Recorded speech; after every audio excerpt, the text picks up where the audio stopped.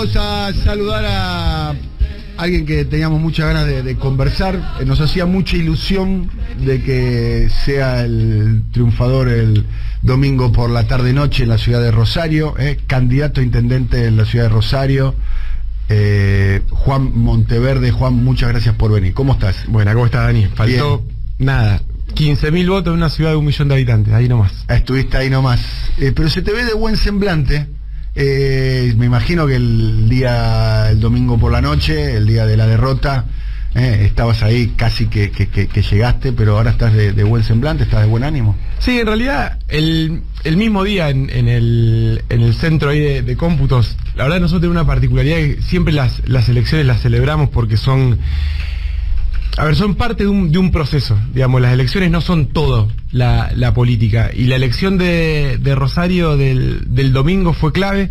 Era un balotaje histórico, por primera vez solamente 2 candidatos llegábamos a la general, y estuvimos muy cerca en un contexto general muy adverso, que un proyecto político que nace desde abajo pueda ganar nada más y nada menos que la segunda ciudad argentina. Así que realmente fue una celebración, si bien obviamente queríamos que la pelota pegue en el palo y entre, claro. Y uno tiene esa bronca. Yo decía, es como perder una final del mundo por penales, digamos, te da esa bronca que estuviste ahí nomás, pero también parte del proceso de haber llegado, y que creo que sin duda hicimos nacer un nuevo instrumento político que tiene lo mejor de las distintas tradiciones políticas. Por eso también la alegría de parte del proceso de construcción. ¿Cuántos años tenés vos? 38. Bueno, hay tiempo. Bien, hay una novedad política. Nosotros celebrábamos mucho toda la experiencia de Ciudad Futura, y en particular, además, en particular a mí me parecía muy interesante el modo en el cual ustedes se hacen de la candidatura, que es ustedes de alguna manera no vienen del espacio naturalmente del peronismo, de la experiencia kirchnerista de 12 años, pero sin embargo van a una primaria con alguien que, hasta donde yo sé, no soy un conocedor profundo de la política rosarina, es alguien muy respetado, como el caso de Roberto Zuckerman, que también viene de una tradición. Van a las primarias, vos creo que ganás esa interna con bastante claridad, y estuviste, nada, como decís vos, a 15.000 votos, a 2 puntos porcentuales y demás.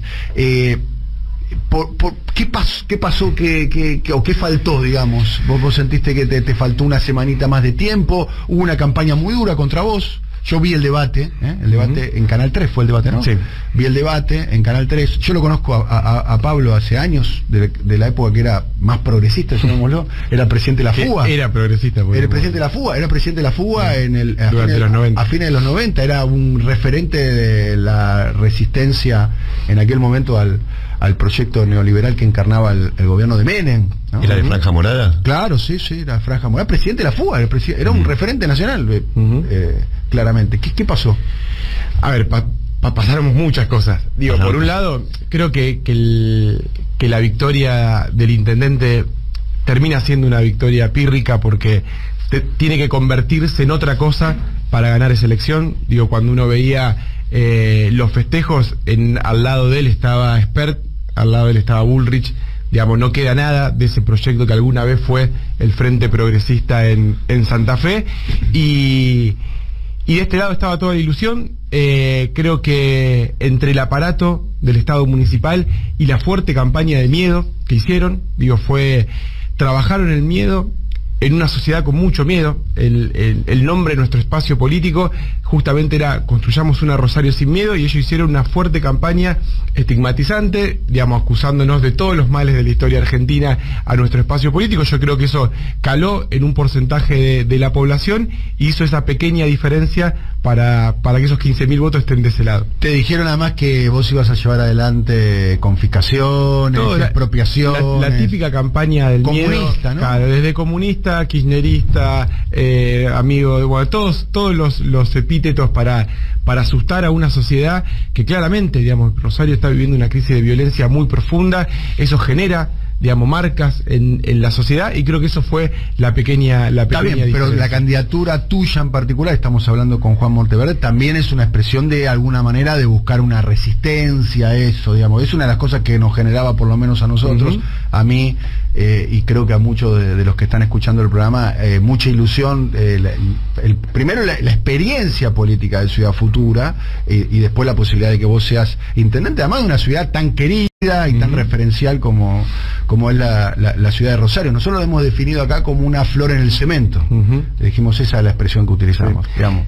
Sí, es que, digamos, el espacio político que logramos construir, digamos, que yo siempre digo, logramos construir un espacio tan plural y diverso como es plural y diversa la sociedad. Digamos, poder haber reunido una experiencia nueva como Ciudad Futura, que viene más, digamos, de la izquierda, más lo mejor del peronismo y de la tradición nacional y popular, los sectores del progresismo que se niegan a esa alianza que hizo el socialismo y el radicalismo antes progresista con lo peor de la derecha, y sobre todo en este contexto, ¿no?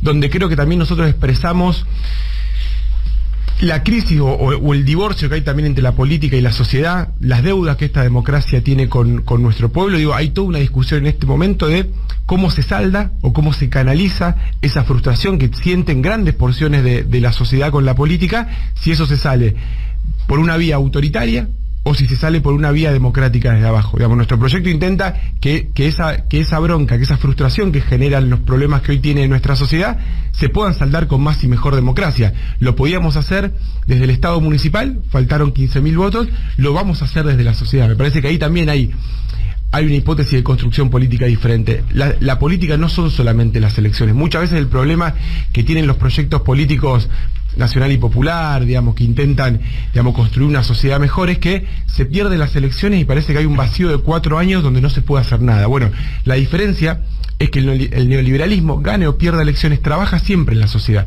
Entonces, lo que tenemos que hacer estos 4 años es trabajar en la sociedad, profundizar lo que venimos haciendo, pero sobre todo amplificarlo. ¿Y qué hacemos con esta mitad de la población de la ciudad de Rosario que nos votó? Digo, hoy nos votó la mitad de la sociedad en términos numéricos y el 70% del territorio. Si vos ves el mapa, también es interesante. Nos votó absolutamente todos los barrios de la ciudad, salvo el centro. Entonces, ahí también hay una representación y nosotros tenemos que ser capaces de tomar ese mandato y no decir, bueno, nos vemos en 4 años. No, lo contrario. Mi rol, la sociedad me puso para defender a ese 50% y a ese 70% del territorio, que son los que peor le están pasando, los que más están sufriendo la crisis, ese sector de clase laburante que siente que trabaja cada vez más y tiene cada vez menos. Bueno, nosotros vamos a representar eso ante el intendente, pero también ante el futuro gobernador o el futuro presidente. Nosotros vamos a trabajar estos 4 años desde, a mí me quedan 2 años más de concejal, pero como fuerza política vamos a trabajar en la sociedad, para que después no dependamos de un puñado de votos. Digamos, que realmente pueda haber una transformación profunda, porque así vamos a poder ir suturando esa distancia o ese quiebre que hay entre la política y la sociedad. Yo, la verdad que en este contexto, más allá de la bronca por 15.000 votos de haber perdido, yo me haría la pregunta al revés. ¿Cómo llegaron a estar tan cerca de ganar la intendencia en este contexto político argentino, internacional? ¿Cuál fue la fuerza para haber acumulado así, ¿no? ¿Desde dónde vino? Son 10 años de trabajo.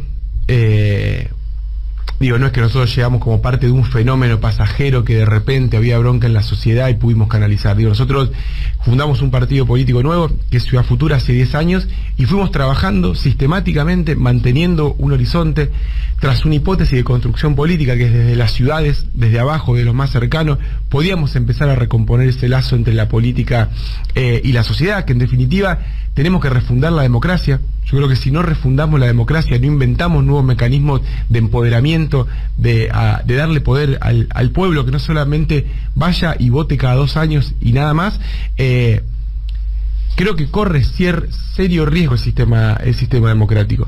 De hecho, creo que el gran desafío que viene acá hacia los próximos años en Argentina es evitar lo que pasó en Brasil. Digo, estuvimos con Daniel en las últimas elecciones, nos cruzamos en el balotaje, que ahí pegó en el palo y entró, y Lula ganó por un puñado de votos, pero a mí me preocupa mucho en sociedades tan fragmentadas y desiguales como las nuestras, como las latinoamericanas, cuando desde el poder y desde arriba se fomenta el odio y la violencia como modo de sacarse esa bronca que tiene la Me sociedad. llama la atención cuando seguí lateralmente la campaña de Rosario, insisto, con Pablo Hatkin, alguien que viene del progresismo en términos nominales, militante de Franja Morada, presidente de la Fuga, y demás, con el cual vos tenés un muy buen diálogo. Tengo entendido que bueno, que colaboraste, no sé si colaboraste exactamente, pero creo que la elección pasada él te convocó en algún momento, por lo menos eso relataban en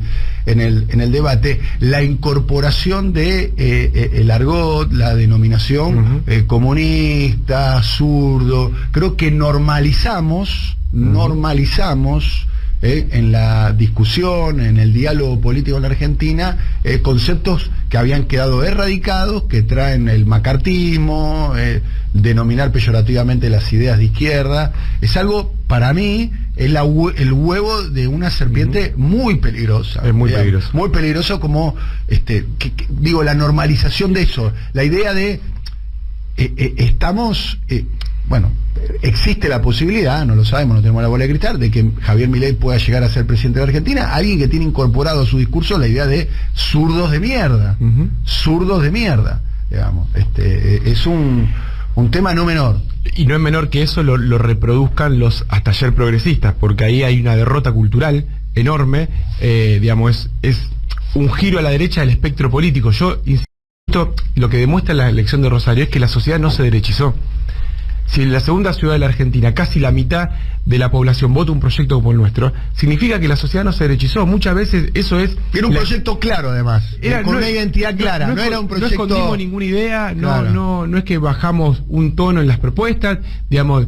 Entonces me parece que lo de que la sociedad se derechiza en realidad es la excusa de una dirigencia que ya es de derecha previamente y que acomoda su discurso a lo que realmente piensa. Por eso que el progresismo de la provincia de Santa Fe haya defeccionado de este modo, se haya incorporado al PRO y esté hoy reproduciendo ese discurso de violencia y de odio, es muy peligroso, porque vimos lo que pasó en Brasil, vimos lo que pasó en Argentina con el intento de magnicidio a Cristina. Digo, ese odio discursivo bajado desde el poder se materializa, tarde o temprano se materializa. Entonces a mí lo que más me preocupa de la Argentina, de un giro hacia la derecha con este tipo de discursos, no son solamente las medidas económicas que después se pueden corregir con otro gobierno, es cuando desde el poder se instala el odio en la sociedad como una forma de dirimir los conflictos, y se instala esa guerra del penúltimo contra el último, donde el penúltimo piensa que la culpa de todos sus males no es de los que están arriba, sino del que tiene atrás del último de la fila. Porque después pasa lo de Brasil, donde una persona armada entra a un cumpleaños de un militante del PT y empieza a disparar contra los presentes. Digo, cuando el odio se instala tan fuerte, después cuesta mucho dar vuelta atrás. Lo que decían los militantes del PT en Brasil, dice, una cosa es ganarle a Bolsonaro en las urnas, otra cosa va a ser derrotar el bolsonarismo en la sociedad. Entonces, ese problema, por eso es tan importante lo del trabajo en la sociedad. Tenemos que ser capaces de la política. El bolsonarismo sí es muy fuerte en la sociedad brasilera, ¿no? Entonces, y es muy difícil, y eso no se revierte con una elección, se revierte trabajando en la sociedad. Por eso necesitamos dirigentes políticos que estén insertados en los procesos de su pueblo, que estén en los clubes de barrio, que estén en las vecinales, que estén en los sindicatos, que estén conectados con lo que pasa, no solamente en la Cámara de Diputados, en los consejos, porque cada vez esta democracia endeble que tenemos, si nosotros no la fortalecemos desde abajo, la salida es autoritaria desde arriba. Entonces me parece que ese es el desafío de los momentos que vienen. Insisto, lo que nosotros queríamos demostrar toda esa hipótesis de construcción desde el gobierno de la ciudad de Rosario, mostrar un gobierno que desde arriba empodera hacia abajo a su pueblo, genera instancias de participación. ¿Cómo es tu historia, Juan? Estamos hablando con Juan Monteverde. Vos sos del rosarino, ¿sí? Nacido y criado en Rosario. Nacido y criado en la ciudad de Rosario. ¿En qué barrio? En barrio Alberdi, que es la zona norte, pero siempre fui a la escuela, al barrio Agote, la escuela Burruchaga, que es un proyecto educativo muy particular. ¿Fuiste a colegios públicos? Fue al jardín, fui a un jardín cooperativo que armaron mis viejos, un grupo de padres que tenía el mismo problema, que era que no tenía guita para contratar una niñera, entonces armaron un jardín cooperativo, y de ahí en más, en las primarias en la Burruchaga, secundaria en la Burruchaga, universidad, licenciado en Comunicación Social, la Facultad de Ciencia Política. Sí. ¿Quién fue tu motivador a la hora de la política y demás? ¿Fueron tus padres? ¿De dónde fue?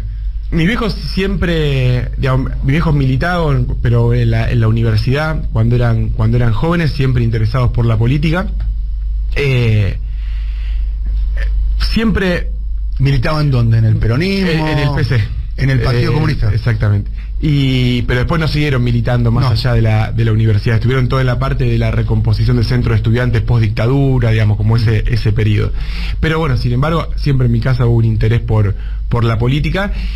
y nunca encontraba el espacio o el ámbito para decir, bueno, quiero transformar el mundo, pero no tengo desde dónde, no me siento representado por los espacios políticos Y tradicionales. empezaste que Y armamos un grupo de amigos de la secundaria y la facultad, primeros años de la facultad, y dijimos, bueno, si no nos representa nadie, salgamos de quejarnos ¿Fuiste un entre dirigente nosotros. universitario? No, y dijimos, No. armemos nuestro propio espacio de militancia y vayamos ¿Al territorio? a donde más se necesita, Ah. que es en los barrios populares. Nunca, la militancia universitaria nunca me gustó. ¿Por qué?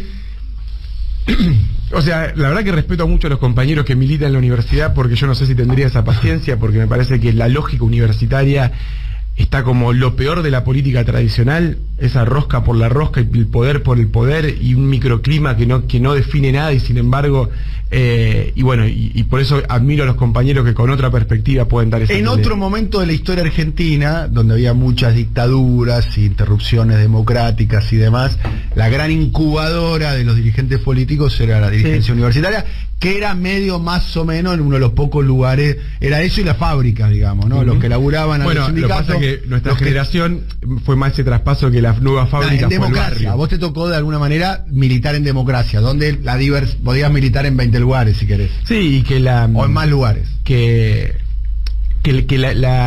Después del neoliberalismo de los 90, esto de que la nueva fábrica era el barrio, digamos, Claro. el proceso más de exclusión. O sea, vos tenés una mirada, si se quiere, de política territorial basista. Digamos, yo a los 20 años empecé a militar en Nuevo Alberdi. Vos creés de abajo para arriba. Digamos, yo creo que tenemos que reconstruir la sociedad de abajo para arriba, De abajo para arriba. ¿Y qué hacías en el barrio? Hola, vengo... Empezamos a ayudar a los chicos a hacer la tarea. Digamos, recortábamos las vocales en goma eva para explicarle a los chicos a empezar como empiezan muchos militantes, que es conociendo un territorio, conociendo una realidad que no era la nuestra propia. Digamos, yo, típica familia de clase media, mi viejo arquitecto, mi vieja docente universitaria, no es que nos sobraba nada, pero tampoco nos faltaba nada, y empezamos así. Pregunta, no para problematizar, ¿no? Pero esa metodología, ¿no? Porque haciendo la vocal en goma eva o el trabajo territorial de comedores, no es de alguna manera voluntarista, porque uno piensa, alguna vez un dirigente territorial me dijo, y si nosotros con el tema de los comedores para erradicar la pobreza vamos a estar 40 años. Se supone que las medidas más profundas, ¿no? Que tienen que ver quizás con la distribución del ingreso, con la apropiación de renta, con la distribución de renta. ¿No hay un poco ahí algo voluntarista en ese modo de construir también? Lo que pasa que, a ver, por eso después nosotros armamos, 8 años después de empezar como movimiento social, armamos un partido político. Claro. Y después de armar un partido político, armamos una gran coalición que contiene a lo mejor de las distintas tradiciones. Que es un poco la idea que tuvo Lula, casualmente con el PT. Con el PT, bueno, Lula en un momento dijo, yo no quiero ser un partido laborista, o no quiero ser la rama sindical del MDB, como en algún momento le ofrecieron en los inicios de la democracia. Yo quiero armar un partido político transformar. Creo que la diferencia es, ¿para qué hacemos las cosas que hacemos? Cuando nosotros empezamos a trabajar como militantes sociales, esa fue la primera etapa, pero básicamente a lo que nos dedicamos antes de armar el partido fue a una de las cosas que yo creo que es la clave de Ciudad Futura. Yo siempre digo, no es mejor ni peor que el resto de los partidos, pero hay una particularidad, que es poder materializar ahora en el presente esos pedacitos de sociedad que queremos para mañana. Es decir, nosotros le ponemos mucha fuerza a generar proyectos concretos. Por ejemplo, ¿cómo queremos que sea la educación? Todos los políticos dicen la clave de la educación. Sí. Bueno, nosotros fundamos 2 escuelas. 2 escuelas, sin ser gobernador, sin ser intendente, sin ser tienen concejal. 2 escuelas de Ciudad Tenemos Futura. 2 escuelas que son de Ciudad Futura, 2 escuelas cooperativas, digamos. Que son 2 escuelas de gestión social, se llaman. ¿Qué gestión social? La gestión social es lo que está en el medio entre la gestión estatal, pública estatal, y la gestión privada. En la escuela se ve claramente, hay una figura en la ley que es gestión social, que es cuando la comunidad se organiza para satisfacer una demanda. En este caso, la educación. Fundamos 2 escuelas que llevan 10 años. ¿En qué barrio? Una en Nuevo Alberdi, uno de los barrios más excluidos del norte, y otra en Tablada, uno de los barrios más excluidos del sur, donde lo que reina es la violencia. Todos los días de 6 de la tarde a 9 de la noche, los chicos y no tan chicos van y pueden terminar la escuela. creamos ¿Cuántos un modelo, alumnos tiene cada colegio? y tiene más de 100 alumnos, de hecho no tiene más por la cuestión física. Por la cuestión física. Pero hace 10 años que funciona esa escuela. Empezó como con docentes, digamos, que de manera voluntaria, como militantes, donaban parte de su tiempo para eso. Hoy logramos que son escuelas reconocidas por el Estado, digamos, en una lucha de incorporación. Y entonces, como tiene que ser, me imagino, parte del salario lo debe pagar el Estado, como corresponde. Como pasa, como la escuela incorporada, llama escuela incorporada como la gestión privada. La gestión privada, la mayoría de escuelas son escuelas primarias. Secundarias. Secundaria. Para jóvenes y adultos, que es casualmente en el Quilombo, donde está el Quilombo. La etapa más crítica. Donde está el Quilombo, ¿no? Dentro de lo que hacemos ahí es concretamente ofrecer un proyecto de vida alternativo a lo que le ofrecen las bandas narcos. Concreto. Che, qué buena experiencia. Y estas cosas, ¿por qué no vienen acá? Qué buena experiencia, ¿no? Esa, ¿no? Sí. Y eso es así como la educación tenemos. ¿Y los colegios, cómo están los pibes con el colegio, los pibes, las pibas? Empiezan, terminan, muchos ya están estudiando en la universidad. De hecho, me imagino si hay alguno que capaz está 3-4 días sin venir porque tuvo algún quilombo, pum, lo van a buscar y le preguntan. Es que hay otra relación. Hay otro vínculo. De hecho, si quieren, busquen en YouTube, hay muchos videos de escuela ética, se llama la escuela, que es Escuela del Territorio Insurgente Camino Andado. Este es el nombre oficial. La palabra insurgente de la escuela. Se viene el surdaje. Este es el nombre oficial de la escuela. Si quieren, métanse, buscan videos de ética, graduados de ética. Hay muchos videos que hacen los estudiantes cuando terminan la escuela, y las cosas que dicen son hermosa, para que la gente lo escuche por boca de los propios. Vos querías replicar ese modelo en otro lugar. Entonces digo, ¿qué pasó con eso? Digo, así como con la educación tenemos 2 escuelas, hacemos producir la tierra y tenemos una fábrica láctea. Cuando hablamos de la cultura tenemos el D7, que es uno de los espacios, creo que el espacio cultural más importante de la ciudad. Damos crédito a emprendedores, hay una cantidad. Entonces, ¿qué pasa ahí? Como una fábrica láctea, explícame eso. Digamos, nosotros en ese barrio que empezamos a ayudar a los chicos a hacer la tarea, eran las últimas 500 hectáreas que le quedaban a Rosario para expansión residencial. Y había un proyecto ya cerrado entre el municipio y un grupo privado que, mediante distintas maniobras, algunas lícitas de especulación inmobiliaria, otras ilícitas de acaparamiento de tierras, iban a construir un mega barrio privado, 4 mega barrios privados. Empezamos, y iban a desalojar a las familias. Empezamos a defender a la gente del lugar, a esos vecinos que a los chicos, a los hijos les ayudamos a hacer la tarea, ayudamos a los padres a que no los desalojen, y en el medio de esas 500 hectáreas quedaba el último tambo de la ciudad de Rosario, de lo mejor del modelo agrario argentino, donde los productores vivían en el campo, cerca de la ciudad, producían alimentos para su ciudad. Bueno, lo querían desalojar, obviamente, como parte de todo ese proceso. Logramos resistir ese desalojo. Un ámbito familiar lo convertimos en una cooperativa con más de 20 puestos de trabajo, 60% mujeres, una actividad que no incluye mujeres históricamente, y ahí produce queso, dulce de leche, que va directo al consumidor con un 30% menos de costo, mejor calidad. ¿Tiene económicamente? Y es una unidad económica autónoma. O sea, no tiene subsidio del Estado. O sea, sí, digamos, con proyectos nos ayuda a comprar máquinas y demás, pero es un modelo que funciona. ¿Y por qué? Tuvieron capital de trabajo. ¿Por qué decimos que no tiene subsidio el Estado? Es porque lo que logramos con esos proyectos es que funcione con las reglas del sistema actual. Entonces, ¿qué estamos mostrando con la empresa láctea, con la cooperativa láctea, y qué estamos mostrando con las escuelas de gestión social? Que si organizamos la producción, que si organizamos la educación con otra lógica, dentro de este sistema, digamos, con estas leyes, no necesitamos hacer una revolución, con lo que tenemos, podemos organizar la sociedad mucho mejor, podemos resolver problemas que hoy no tienen solución, como que los pibes dejan la escuela o como que la gente no puede consumir alimentos, y en esa solución, además, engendramos una sociedad mejor, porque generamos nuevos vínculos diferentes. Lógica. Entonces, por ejemplo, con los trabajadores, con los medios de producción. Me interesa el tema, ¿cómo es la deserción en la experiencia de los colegios de ustedes? Estamos hablando con Juan Monteverde.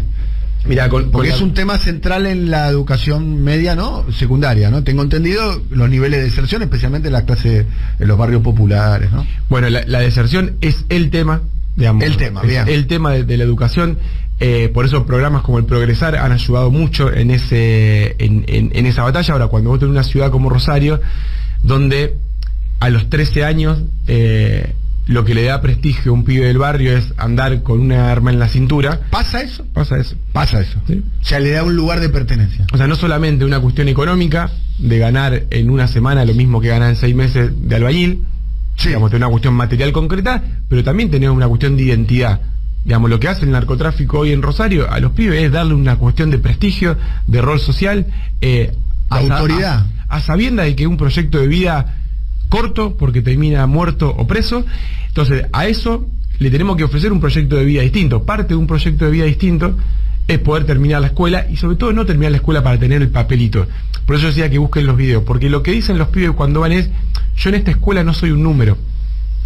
A ver, en esta escuela lo que más dicen siempre es: acá se me escucha.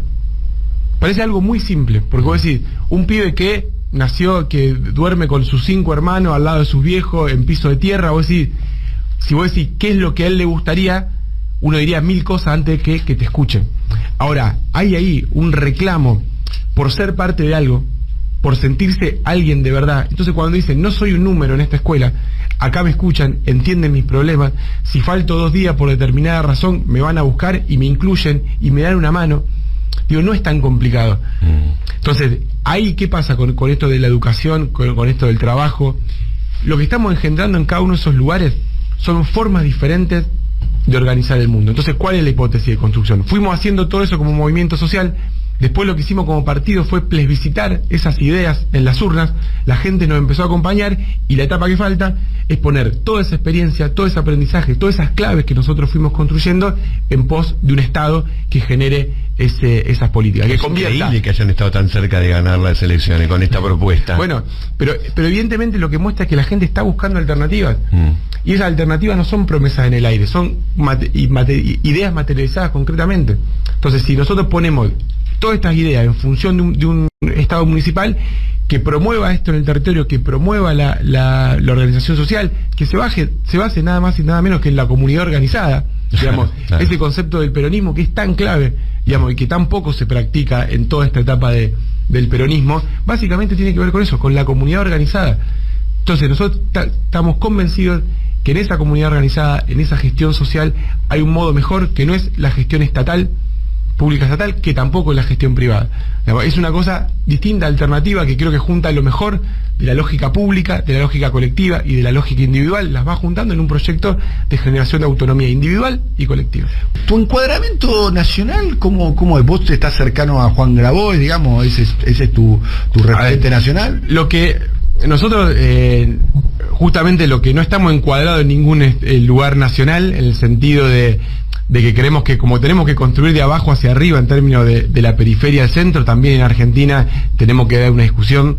Para mí hay que descentralizar el poder, no podemos pensar todo desde la lógica de la capital federal. Obviamente, digamos, con Juan nos conocemos hace mucho, compartimos, Patria Grande forma parte de nuestro espacio político, pero creo que para encontrar una salida a lo que está pasando en Argentina tenemos que salir de la lógica porteña, donde parece que en el país todos somos... Yo no te pregunté por Buenos Aires, te pregunté nacional, sí, por eso era así, pero nacional hoy es Buenos Aires. Está bien. Porque si vos ves, digamos, parece que todos somos fichas en el tablero de los referentes porteños o del área metropolitana. Cristina hizo política en Santa Cruz, digamos, también. Pero hay una lógica nosotros, sí, desde el mal llamado interior del país, sí, que muchas veces gobierna quien gobierne, al interior del país nos gobiernan como si fuésemos una colonia. Digo, y eso para mí es lo que nosotros tenemos que romper definitivamente. Hay una lógica transideológica, digamos, que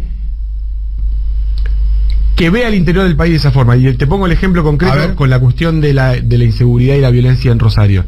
Pasaron distintos gobiernos y la respuesta del Poder Central muchas veces fue muy parecida. Digo, pasó Berni como ministro de Seguridad de la Nación, y cada vez que había un caso resonante en Rosario, la respuesta era mandar más gendarmes.